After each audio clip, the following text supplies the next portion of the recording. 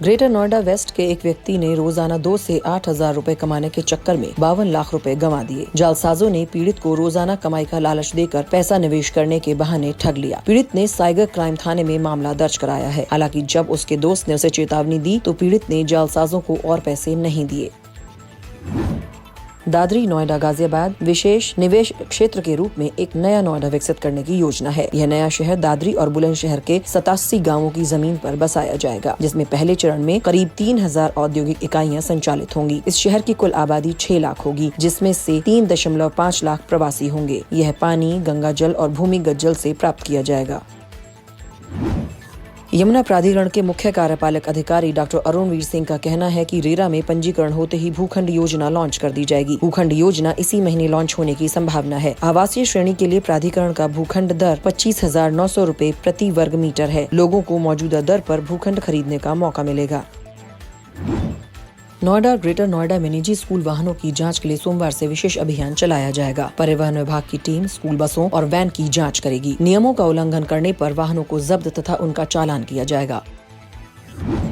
यमुना विकास प्राधिकरण ने सोमवार को ड्रॉ के जरिए 72 किसानों को 7% आबादी भूखंड आवंटित किए। भूखंडों के स्थान को लेकर किसानों के बीच विवाद से बचने के लिए यह कदम उठाया गया है। मंजूखेड़ा के किसान लंबे समय से 7% आबादी भूखंड आवंटित करने की मांग कर रहे थे। महाकुंभ के कारण प्रभावित हुई कई शहरों की बसें अब सामान्य रूप से चलेंगी। मौनी अमावस्या तक लखनऊ समेत कई शहरों की बसें निरस्त कर दी गई थीं और भीड़ के कारण अधिकांश बसें प्रयागराज भेजी गईं।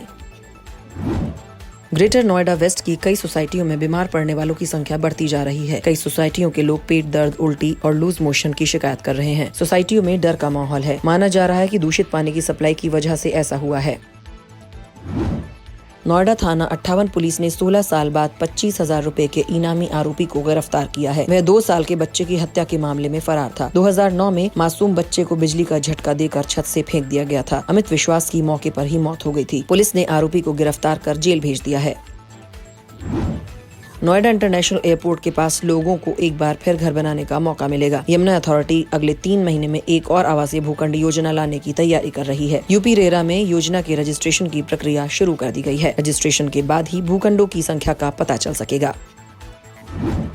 ग्रेटर नोएडा के बीटा 2 थाना क्षेत्र में पुलिस कर्मियों पर फायरिंग का मामला सामने आया है। एक आरोपी ने पुलिस कर्मियों पर फायरिंग की, जिससे एक पुलिसकर्मी बाल बाल बच गया। इसके बाद आरोपी हवाई फायरिंग करते हुए थार कार में सवार होकर फरार हो गया। पुलिस ने 3 आरोपियों को गिरफ्तार कर लिया है और फरार आरोपियों की तलाश जारी है।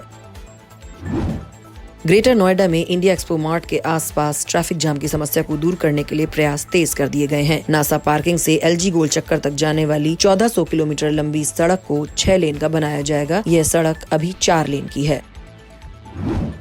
सेक्टर 62 में फिटजी कोचिंग सेंटर बंद होने के बाद शुरू हुई जांच में कंपनी के कई खातों का खुलासा हो रहा है। कंपनी के खातों की संख्या 350 से ऊपर पहुंच गई है। ये सभी खाते 3 निजी बैंकों में हैं। इसमें एक निजी बैंक के 5 खातों में पुलिस को 60 रुपए मिले हैं। देखिए, इसमें हमें करीब 300 के लगभग मिले हैं अकाउंट और इनको हमने सीज किया है और भी जो मिल रहे हैं उनको सीज कर रहे हैं। और अभी तक हमें जो अमाउंट एक बैंक से मिला है HDFC से वो 60 लाख के करीब मिला है। इसमें करीब 50 जो और मतलब करीब 250 जो गार्जियंस हैं उनके बयान लिखे हैं। 31 जो पूरी स्टाफ उनको भी नोटिस दिए गए, उनके बयान लिखे गए हैं। उनके मालिक को और उनको भी हमने नोटिस दिया है। अभी वो तलब नहीं गए। उत्तर प्रदेश के नोएडा इंटरनेशनल एयरपोर्ट को लेकर बड़ी खबर सामने आई है। दिल्ली के पास जेवर में बने इंटरनेशनल एयरपोर्ट से अप्रैल में नियमित उड़ान संचालन शुरू हो जाएगा। केंद्रीय नागरिक उड्डयन मंत्री के राम मोहन नायडू ने सोमवार को संसद में प्रश्नकाल के दौरान सवालों के जवाब में यह जानकारी दी। नोएडा सेक्टर 78 की महागुन मॉडर्न सोसाइटी ने महाकुंभ मेले में भीड़ को देखते हुए अपने स्विमिंग पूल में त्रिवेणी संगम से गंगा जल लाकर स्नान की व्यवस्था की थी। बसंत पंचमी के दिन यहां 500 लोगों ने स्नान किया। सेक्टर 122 में भी ऐसी ही व्यवस्था की गई थी, जहां 200 लोगों ने स्नान किया। ग्रेटर नोएडा एक्सप्रेसवे पर सेक्टर 128 स्थित सुल्तानपुर गांव में तालाब निर्माण के टेंडर में बड़ा फर्जीवाड़ा सामने आया है। प्रोजेक्ट पाने के लिए एक निर्माण एजेंसी ने फर्जी अनुभव प्रमाण पत्र बनवाकर टेंडर दस्तावेजों में शामिल कर लिया। अब नोएडा अथॉरिटी एजेंसी को ब्लैक लिस्ट करने का नोटिस जारी करेगी। नोएडा जिलाधिकारी मनीष कुमार वर्मा के निर्देशानुसार आज सिटी मजिस्ट्रेट नोएडा विवेकानंद मिश्रा ने A107 नोएडा सेक्टर 5 में संचालित messrs fair deal cars private limited company के सर्विस सेंटर को सील कर दिया है। काफी समय से देखा जा रहा था कि नोएडा की कंपनी फेयर डील कार्स पर्यावरण नियमों का उल्लंघन कर रही है, जिसके चलते इसे सील करने का निर्णय लेना पड़ा।